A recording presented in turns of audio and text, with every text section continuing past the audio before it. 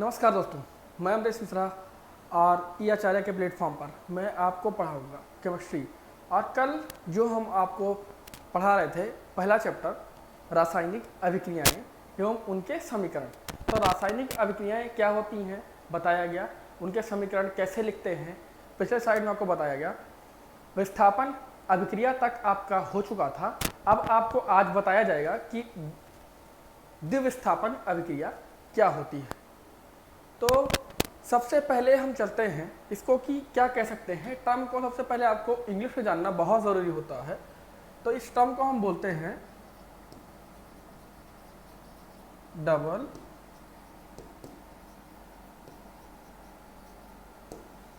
Displacement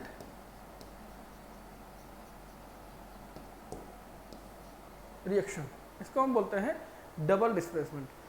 जब हमने पढ़ा था विस्थापन तो उसमें एक ही तत्व होता था, वो डिस्प्लेस होता था।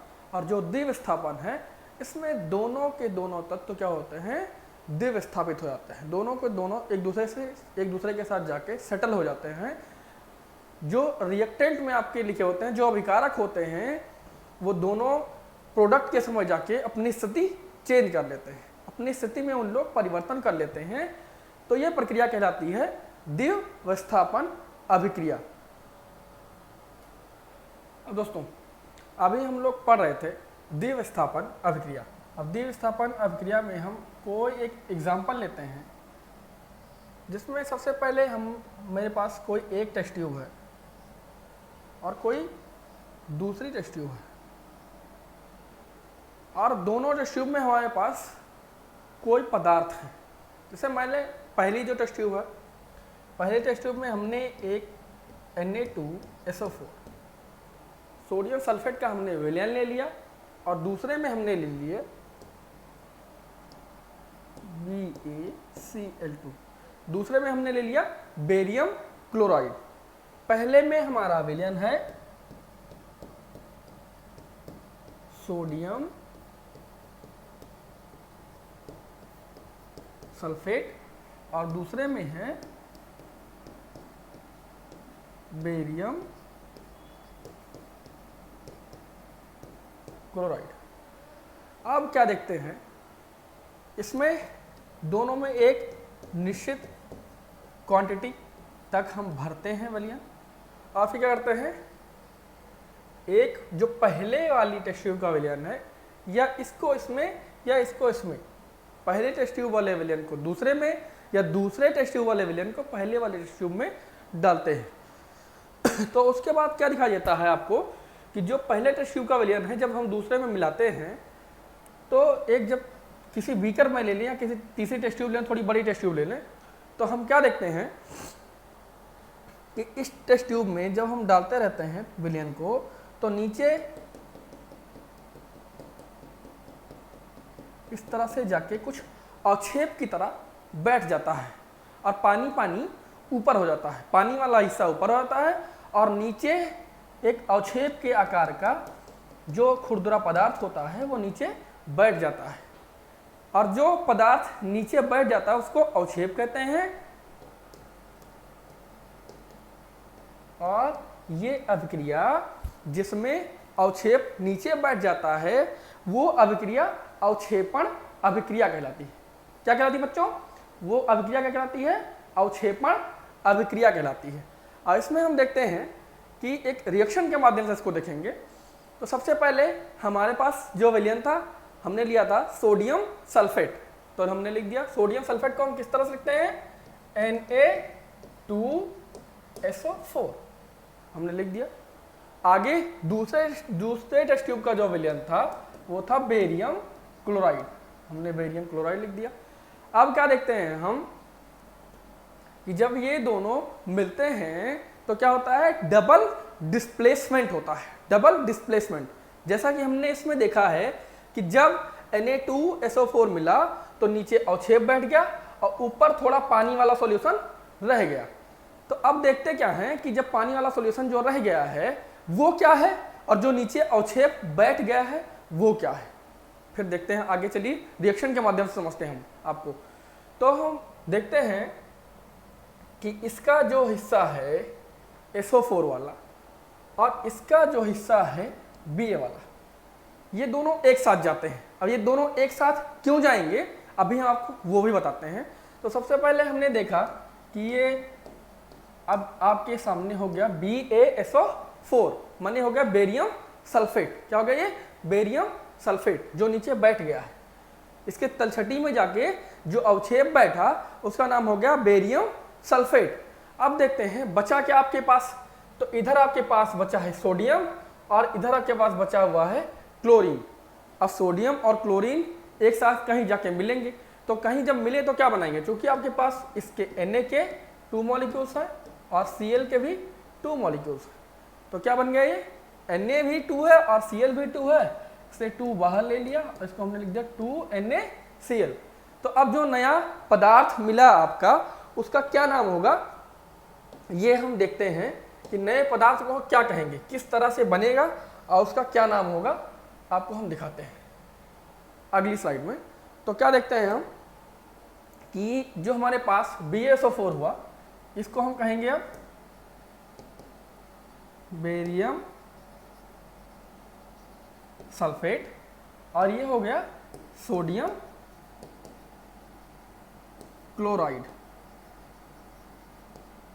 जिसको सामान्यतः हम लोग जनरली घर में इस्तेमाल करते हैं नमक के रूप में भी, लेकिन हम जब इसमें मिलाए हैं किसी तीसरे, जब टेस्ट ट्यूब में आया मिलाने के बाद ये दूसरे फॉर्म में आया।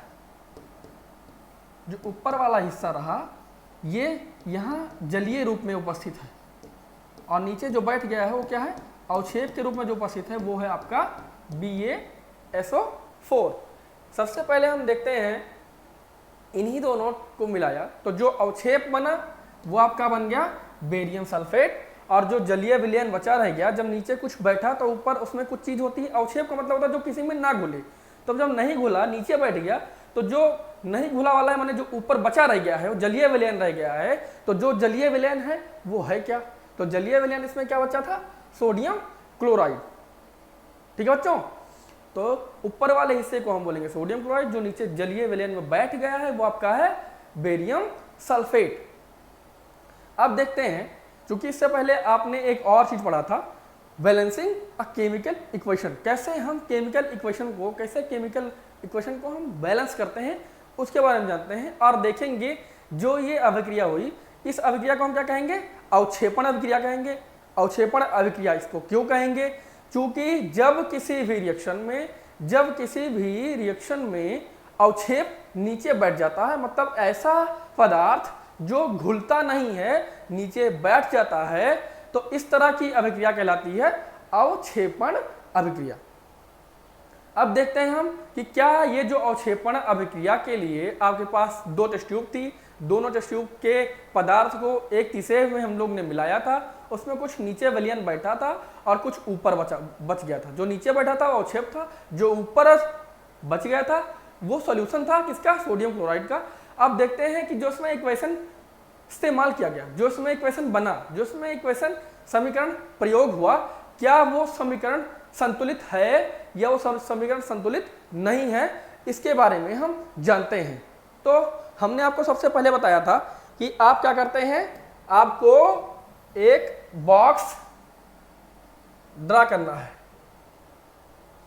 तो हम लोग ऐसे एक बॉक्स ड्रा करेंगे। सबसे पहला काम समीकरण को संतुलित करने के लिए एक हमने बॉक्स ड्रा किया, एक बॉक्स बनाया, और बॉक्स बनाने के बाद सबसे पहले हमने लिख दिया, हमें लिखना होता है तत्व। क्या लिखना होता है? तत्व।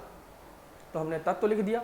दूसरी चीज, जब हम इस तरह के रिएक्शन को डिनोट करते हैं, रिएक्शन को लिखते हैं, तो हमारे पास 2 पक्ष होते हैं। पहला पक्ष होता है LHS, जिसमें अभिक्रिया होती है और अभिक्रिया होने के पश्चात कुछ नया पदार्थ बन जाता है। तो दूसरा जो पदार्थ बना है उसको हम उत्पाद कहते हैं और इसको हम RHS लेते हैं इसमें, और ये हमारा क्या है? LHS है, माने लेफ्ट हैंड साइड है। इसको बोलते हैं हम रिएक्टेंट। क्या बोलते हैं? रिएक्टेंट। रिएक्टेंट माने होता है अभिकारक और प्रोडक्ट मतलब होता है उत्पाद। माने जब दो चीजें, दो पदार्थ मिले और दो पदार्थ मिलने के बाद या उनमें आयन टूटा और दूसरे के साथ जुड़ गया या उनके अंदर अभिक्रिया हुई तो तीसरा पदार्थ बन गया, जो बनता है उसको उत्पाद कहते हैं। अब देखते हैं उसमें कि कैसे हम रिएक्शन को इसको बैलेंस करेंगे, या बैलेंस है या बैलेंस करना है। तो देख लेते हैं। सबसे पहले तत्व नोट करते हैं। तो हमारे पास है सोडियम, तो हमने सोडियम लिख दिया। दूसरा चीज हमारे पास क्या है, सल्फर है। और तीसरा चीज हमारे पास है ऑक्सीजन है, हमने ऑक्सीजन लिख दिया। फिर देखते हैं और आगे बढ़ते हैं, क्योंकि हमारे पास और पदार्थ हैं। अगला पदार्थ हमारे पास है बेरियम और अगला पदार्थ है क्लोरीन। इतनी चीजें हैं। तो जैसे हमने बताया था कि सबसे पहले आप तत्वों को नोट करेंगे, दोबारा जो अभिकारक हैं उनकी संख्या कितनी है, अभिकारकों की संख्या कितनी है। अभिकारकों में जैसे हम पहले बढ़े, हमारा पहला तत्व क्या है, सोडियम। सोडियम इसमें कितना है, 2 यूनिट है, तो हमने लिख दिया 2। अब आगे बढ़े, देखा हमने क्या है, सल्फर। तो जिसके बाद कुछ नहीं लगा हुआ है, हम क्या मानते हैं कि सिर्फ वो कितनी यूनिट है, 1 यूनिट, तो सल्फर हो गया 1। अब आगे बढ़े, ऑक्सीजन के लिए देखें तो हम देखते हैं इसमें कितने, जो इसके कितने मॉलिक्यूल्स हैं, 4, तो हम लिख दिया 4। अब आगे फिर बढ़े, दूसरा देखते हैं जिससे रिएक्शन हो रहा है बेरियम क्लोराइड से, तो Ba कितना है इसमें, 1, तो हमने सिर्फ 1 लिख दिया। क्लोरीन कितने, 2 हैं, तो लिख दिया 2। ये तो आपका हो गया LHS।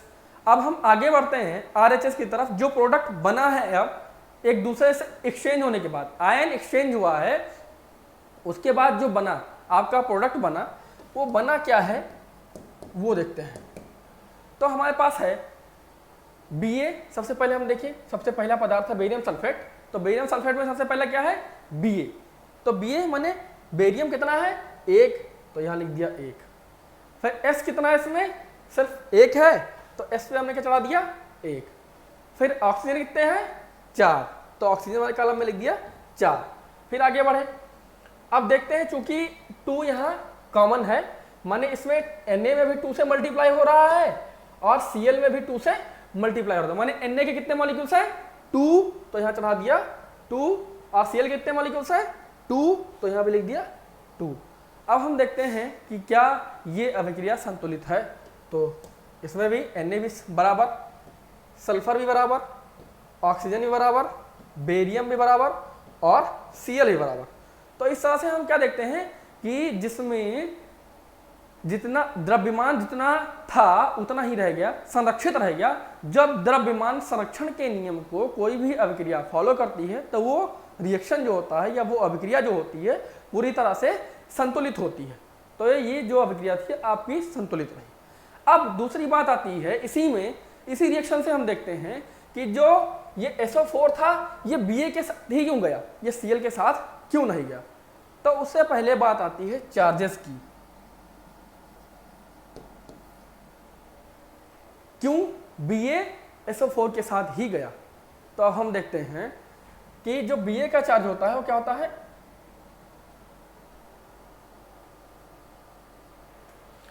तो आपको हम बता रहे थे कि ये जो बेरियम था ये सल्फेट के साथ ही शिफ्ट क्यों हुआ। जब इसमें डबल डिस्प्लेसमेंट हुआ, मतलब आयन एक्सचेंज हुए। डबल डिस्प्लेसमेंट का मतलब क्या हुआ, दोनों के आयन क्या हुए, एक दूसरे के साथ शिफ्ट हो गए। जैसे Na का जो Na था वो Cl के साथ शिफ्ट हुआ और जो बेरियम था वो सल्फेट के साथ शिफ्ट हुआ। लेकिन अब क्यों होता है इसके बारे में जिक्र करेंगे। तो हम जानते हैं कि जो Ba था माने बेरियम, इस पे +2 चार्ज होता है, मतलब 2+, या इसको हम लिख सकते हैं कि Ba++।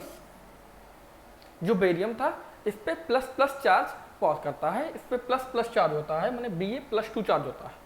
और दूसरा जो हमारे पास इधर था, दूसरे टेस्ट ट्यूब में हमारे पास था जो सल्फर था, उसके माइनस माने 2- चार्ज होते हैं। तो इन दोनों के चार्जेस क्या होते हैं एक साथ, इसमें जितने नेगेटिव चार्ज होते हैं उस पर इतने ही पॉजिटिव चार्ज होते हैं, इसलिए दोनों एक साथ जाके कंबाइन होते हैं। तो क्या बनाता है ये BaSO4। सिमिलरली इस पर चलते हैं, तो इसमें क्या होता है, Na का चार्ज कैसा होता है प्लस और Cl का कैसा होता है माइनस। फिर ये दोनों जाके एक साथ कंबाइन होते हैं तो क्या बनाता है NaCl। तो आपने पढ़ा ये कौन सी अभिक्रिया थी बेटा, द्विविस्थापन अभिक्रिया या डबल डिस्प्लेसमेंट रिएक्शन। फिर से एक बार देख लेते हैं इसी पे हम कि क्या होता है जब किसी टेस्ट ट्यूब ले लेते हैं, 2 टेस्ट ट्यूब लिया, एक पहले में हमने ले लिया है Na2SO4 माने हमारे पास एक विलयन है जिसमें हमारे पास है सोडियम सल्फेट, दूसरी टेस्ट ट्यूब ली जिसमें हमारे पास दूसरा विलयन है, दूसरा घोल है, उसमें हमने घोल रखा है बेरियम क्लोराइड, और दोनों को एक तीसरे हम कोई टेस्ट ट्यूब लेते हैं, बड़ी टेस्ट ट्यूब लेते हैं जिसमें हम मिलाते हैं। मिलाने के बाद क्या देखते हैं, नीचे कुछ बैठ जाता है अवक्षेप के रूप में, तो जो अवक्षेप के रूप में बैठ जाता है वो किसी से घुलता नहीं है इसलिए वो बैठता है। तो उसके बाद हम क्या देखते हैं, जो बैठता है वो क्या होता है BaSO4, और जो ऊपर बचा रह जाता है वो सोडियम क्लोराइड का घोल होता है। समझे बच्चों, वो सोडियम क्लोराइड होता है लिक्विड फॉर्म में, क्योंकि नीचे जो है BaSO4 उसके साथ वो मिलता नहीं है, अब वो मिलता किसी से नहीं है इसलिए उसको हम अवक्षेप बोलते हैं, और ये पूरी अभिक्रिया कहलाती है अवक्षेपण अभिक्रिया। हमने फिर देखा कि ये रिएक्शन कैसा है, संतुलित है। अगले उसमें पढ़ते हैं हम अपचयन और उपचयन। तो हम बताए थे आपको जो हमारा अब का टॉपिक है, दूसरा टॉपिक वो है उपचयन, जिसको हम बोलते हैं ऑक्सीडेशन। क्या बोलते हैं, ऑक्सीडेशन। तो जहां काम से ही पता चलता है कि क्या होता है उपचयन, जिसमें हम देखते हैं सबसे पहले एक एग्जाम्पल के तौर पर लेते हैं, हमारे पास एक कोई चाइना फ्लास्क वाली कटोरी रख ली, और कटोरी में हमने नीचे थोड़े से कॉपर के टुकड़े डाल दिए, चूरन, वो जो चूरन डाला वो कॉपर का चूरन डाल दिया। अब हम जानते हैं जो कॉपर का चूरन होता है वो कैसा होता है, लगभग ब्राउन कलर का होता है। तो हमने इस पर चूरन डाल दिया थोड़ा सा। अब क्या करते हैं, इसके नीचे हमने एक बर्नर लगा दिया। बर्नर से कैसी फ्लेम निकल रही है, एक लौ निकल रही है, एक बर्नर लगा हुआ है, और बर्नर के लिए एक स्टैंड लगाया गया है जिस पे इस कटोरी को हम रखेंगे। और कटोरी को रखने के बाद इस पे एक जाली रख दी जाती है, इस तरह की जाली रख दी गई जिससे इस कटोरी को उस पर आसानी से रखा जा सके। और ये क्या है, तिपाया स्टैंड है। जिस स्टैंड पे हमने बर्नर को लगाया और कटोरी को रखा है वो कैसा होता है, तिपाया स्टैंड होता है। फिर हम इसके नीचे से एक बर्नर लगा देते हैं, और बर्नर लगा के क्या करते हैं, इस पे हम हीट डालते हैं, गर्म करते हैं। तो हम क्या देखते हैं, जब इसको गर्म करते हैं तो क्या मिलता है। सबसे पहली चीज देखते हैं कि जब गर्म करते हैं, अब क्या देखते हैं हम, जो चाइना डिश था, चाइना डिश में हमने थोड़ा सा कॉपर का चूर्ण रख रखा था। तो कॉपर का चूर्ण जो रखा हुआ था, नीचे से जब हम हीट देते हैं तो हीट देने के पश्चात हम क्या देखते हैं कि ये जो इसका कलर था, जो ब्राउन कलर का ये इसके अंदर पड़ा हुआ था थोड़ा पदार्थ चूरन के रूप में, वो क्या देखते हैं, इसके बाहर का जो हिस्सा होता है वो पूरी तरह से कैसा हो जाता है, काले कलर का हो जाता है। इसका हिस्सा किनारे किनारे का कलर जो ब्राउन कलर का था उसके किनारे किनारे काला रंग जम जाता है। अब ये काला रंग क्यों जमता है, यही चीज जानना है, और इसी पे हम उपचयन को डिफाइन भी करेंगे। तो सबसे पहले देखते हैं हमारे पास क्या था, Cu था, और ये ऑक्सीजन के उसमें क्या करते हैं, हम गर्म कर देते हैं। तो जब गर्म करते हैं तो क्या बन जाता है, Cu, वो माने क्या बन जाता है, ये कॉपर ऑक्साइड बन जाता है। क्या बन जाता है, कॉपर ऑक्साइड। मतलब क्या होता है, अब देखिए कि क्या ये रिएक्शन बैलेंस है या नहीं बैलेंस है, उसके लिए से पहले चलेंगे, फिर देखेंगे कि होता क्या है इसके साथ।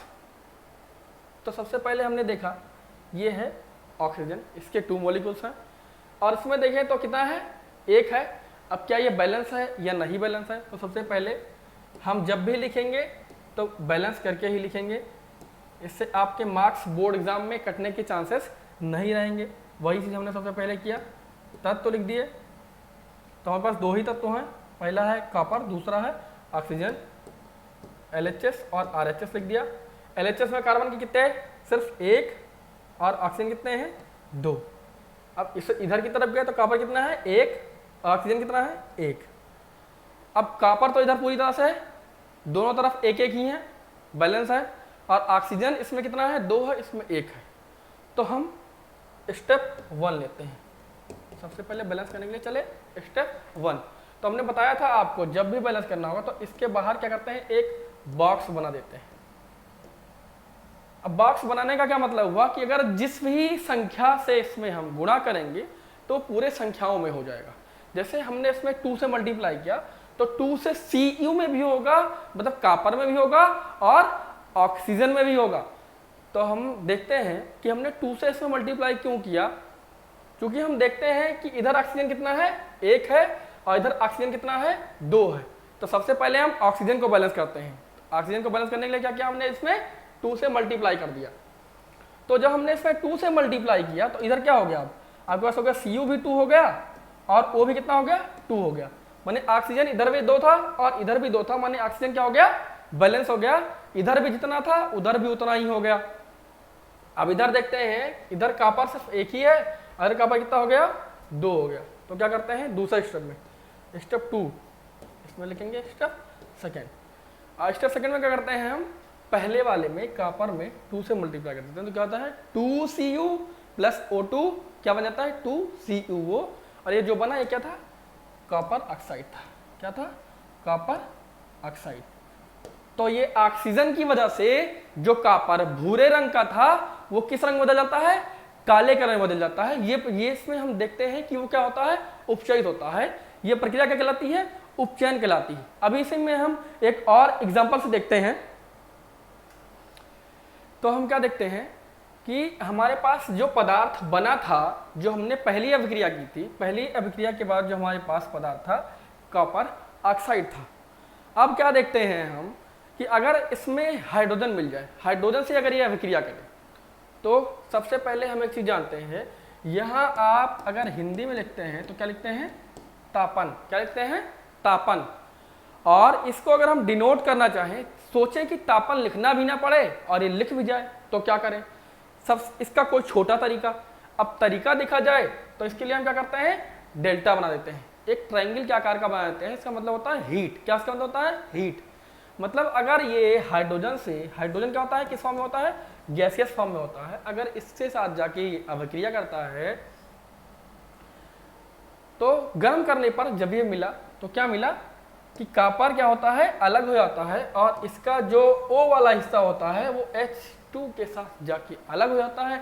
तो H2O किस फॉर्म में हो गया, अभी पानी के रूप में बाहर निकल गया और कॉपर अलग हो गया। जब कॉपर अलग हुआ तो ये फिर किस रंग का हो गया, जिस रंग का पहले था ये कॉपर कैसा हो गया भूरे कलर का हो गया। किस कलर का हो गया, जैसे पहले था ब्राउन कलर का हो गया।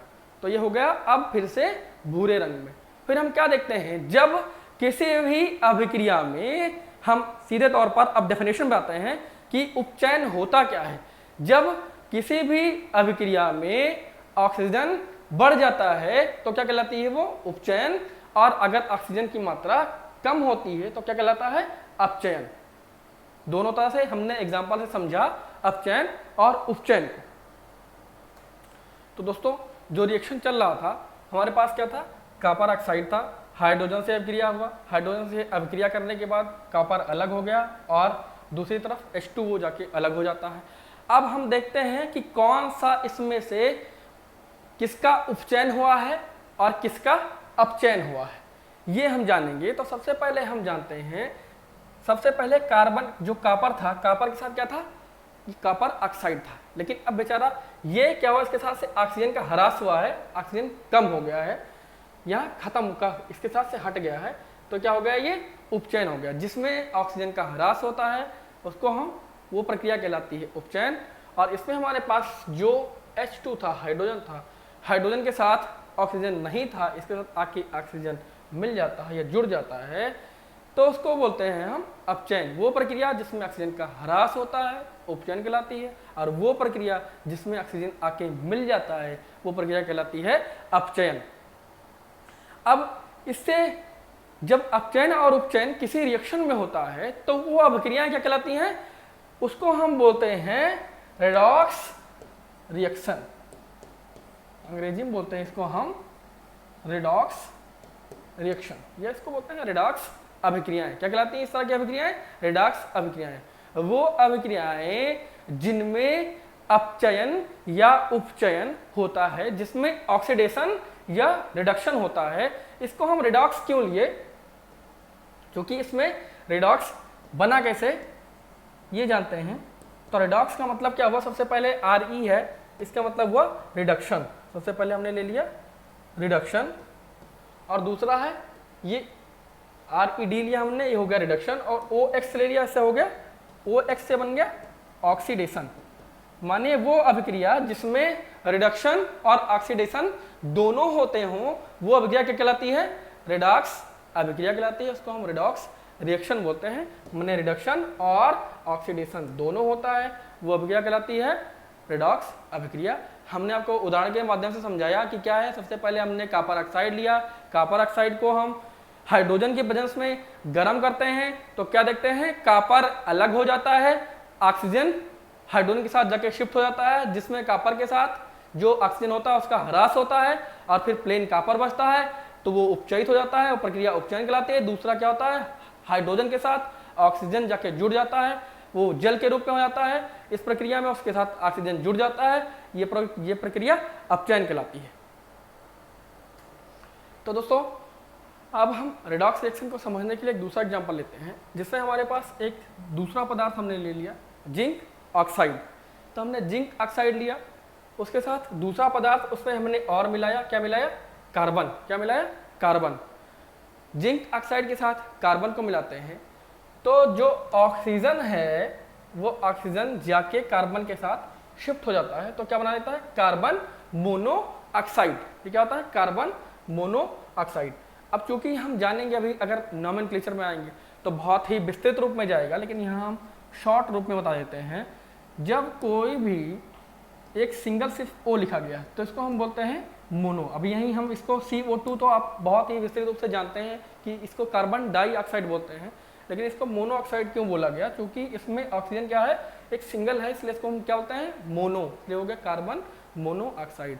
अब देखते हैं हम पहले वाले में जो कार्बन था, कार्बन उपचयित हुआ, तो उपचयित होने के पश्चात ये क्या बन गया?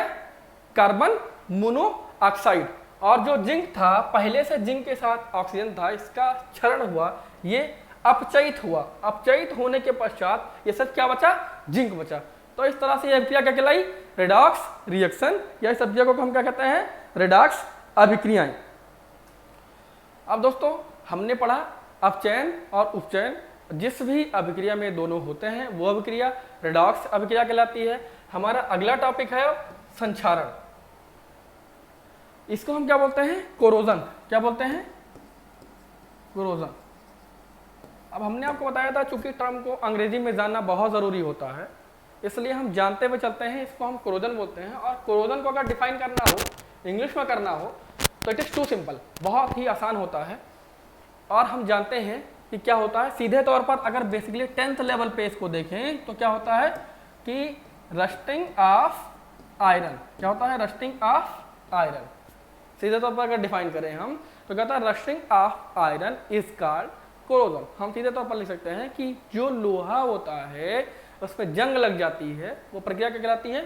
संक्षारण। लेकिन अब यहाँ सिर्फ लोहे को ही नहीं देखना है हमें, अब हमें देखना है कि अगर किसी भी पदार्थ को, लोहा है, कॉपर है, तांबा है, तो जो तांबा है, जो भी चीज़ है, इसको अगर हम बाहर खुला फेंक दें, कोई लोहे की राड ले लीजिए या कॉपर ही ले लीजिए, उसको हम बाहर हवा में फेंक देते हैं, खुले जमीन पे हमने फेंक दिया।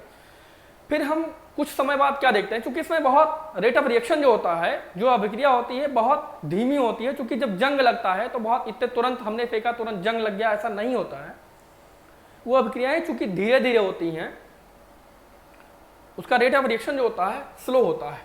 तो हम क्या देखते हैं, जब हमारे पास कोई भी आयरन की एक राड थी, आयरन की राड को हमने खुली ऑक्सीजन में, खुली हवा में बाहर डाल दिया, तो बाहर डालने के बाद क्या देखते हैं हम, उस पर एक परत चढ़ जाती है जो अलग कलर की होती है, लोहे से अलग कलर की, वो ब्राउनिश जो परत चढ़ी, परत चढ़ने के बाद क्या होता है, वो थोड़ा थोड़ा खत्म होने लगता है। उसको हम ठोकते हैं, अगर मान लिया उस राड को हमने ठोका, तो ठोकने के बाद उससे कुछ एक नया पदार्थ गिरता है, तो जब वो क्या होता है, संक्षारित होता है, वो क्या होता है, कटता है, चाहे वो आयरन हो चाहे जो हो, जब घट जाता है उसकी मात्रा कम होने लगती है, उसकी चमक भी कम हो जाती है और इस तरह से क्या होता है, वो संक्षारित होता है। तो वो प्रक्रिया जिसमें कोई भी पदार्थ संक्षारित होता है, उसका किसी भी पदार्थ का क्या होता है, ह्रास होता है, तो क्या कहलाता है, वो संक्षारण कहलाता है। और साफ तौर पर अगर हम इसको इंग्लिश में बोलना चाहें तो कह सकते हैं कि रस्टिंग ऑफ आयरन, या रस्टिंग जिस भी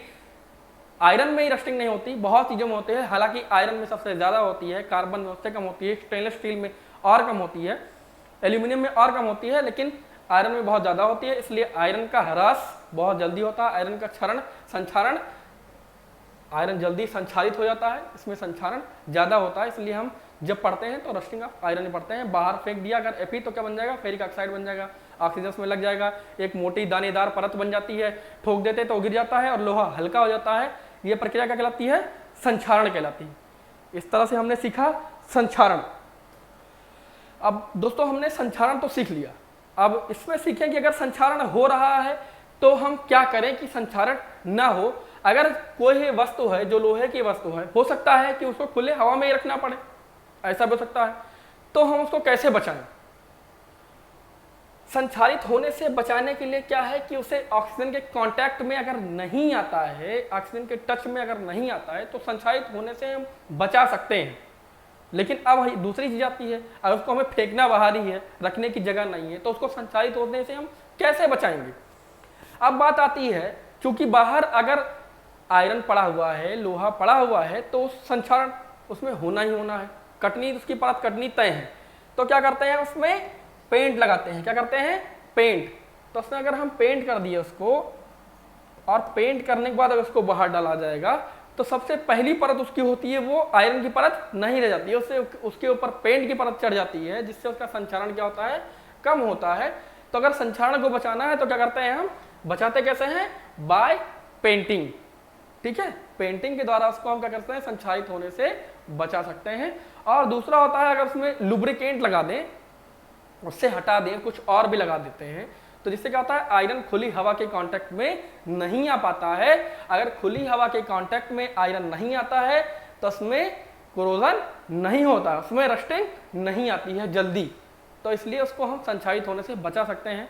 संक्षारण हालांकि होता है कॉपर में भी, लेकिन बहुत कम होता है अपेक्षाकृत आयरन सबसे जल्दी संक्षारित हो जाता है। अब हम दोस्तों अगले टॉपिक की तरफ बढ़ेंगे। तो दोस्तों अब हमारा जो अगला टॉपिक है वो है विकृति गंधता।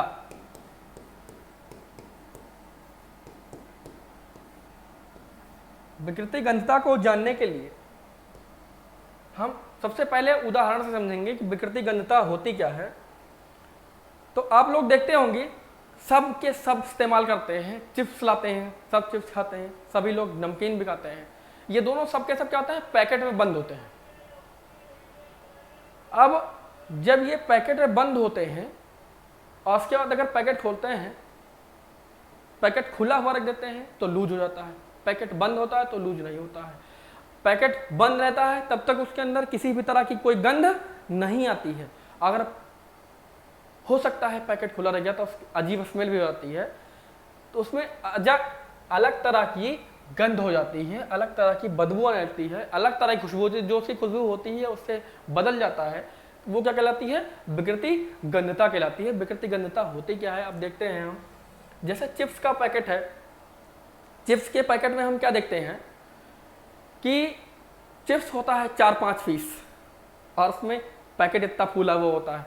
तो कैसे होता है, उसमें हम लोग क्या डालते हैं, नाइट्रोजन गैस डाल देते हैं। क्या डाल देते हैं, नाइट्रोजन गैस, जो प्रति ऑक्सीकारक होता है। तो वो होता है, उसको सड़ने से बचाता है, उसके अंदर गंध आने से बचाता है। तो विकृति गंधता वो होती है जब हम किसी भी पदार्थ, कोई तेलीय पदार्थ हो या वसायुक्त पदार्थ हो, उसमें से अलग तरह की अजीब तरह की बदबू आने लगती है, वो गंधता कहलाती है। वो गंध जो उसकी बदबू होती है वो कहलाती है विकृति गंधता। और उसको हम बचाते कैसे हैं, अगर इसको हमें रोकना है तो इसको रोकने के लिए हम क्या करते हैं, नाइट्रोजन गैस मिला देते हैं। नाइट्रोजन गैस में डाल दिया और उसके बाद चिप्स डाला या जो भी डाला, बंद कर दिया पैकेट, तो करीब वो कुछ महीनों तक क्या होता है, वो कभी खराब नहीं होता, उसमें अलग तरह की स्मेल नहीं आती है। तो इस तरह से हम विकृति गंधता से बचा सकते हैं प्रतिआक्सी कारक का इस्तेमाल करके। दोस्तों आज आपने पढ़ा, सबसे पहले हमने आपको पढ़ाया कि डबल डिस्प्लेसमेंट रिएक्शन, द्विविस्थापन अभिक्रिया आपने पढ़ी। द्विविस्थापन अभिक्रिया क्या होती है हमने बताया, उदाहरण के माध्यम से बताया। उसके समीकरण लिखवाए, समीकरण कैसे संतुलित किया गया ये बताया। उसके बाद हमने आपको बताया उपचयन और अपचयन, वो बताया जिसमें उपचयन और अपचयन होता है वो प्रक्रिया कहलाते हैं रिडॉक्स अभिक्रिया कहलाती है। रिडॉक्स अभिक्रिया के बाद हमने अगला टॉपिक पढ़ा विकृति गंधता। तो विकृति गंधता क्या होती है वो हमने देखा कि किसी भी पदार्थ में अलग तरह की स्मेल आने लगती है, जो तेलीय या वसायुक्त पदार्थ होता है वो कहलाती है विकृति गंधता। विकृति गंधता को हम कैसे रोकते हैं अगला चीज था। उसके बाद हमने पढ़ा संक्षारण। संक्षारण होता क्या है, संक्षारण क्यों होता है, संक्षारण को रोका कैसे जा सकता है, हमने विस्तार पूर्वक पढ़ा। अब दोस्तों अब जो एक्सरसाइज जो पूरी हमने पहला आपका चैप्टर था chemical reaction and equation, chemical reaction and equation, ये पाठ, ये जो चैप्टर था आपका, ये अध्याय यहीं पर समाप्त होता है। इसमें अब आपकी जो चीजें बचती हैं अध्याय में, जो बचता है सिर्फ इसकी एक्सरसाइजेज बचेंगी, इसके एनसीईआरटी के क्वेश्चंस बचेंगे। दोस्तों तो मैं एनसीईआरटी के क्वेश्चंस, उसके बीच बीच में जो भी क्वेश्चन पड़े हुए हैं वो लेके कल आपके साथ हाजिर होते हैं।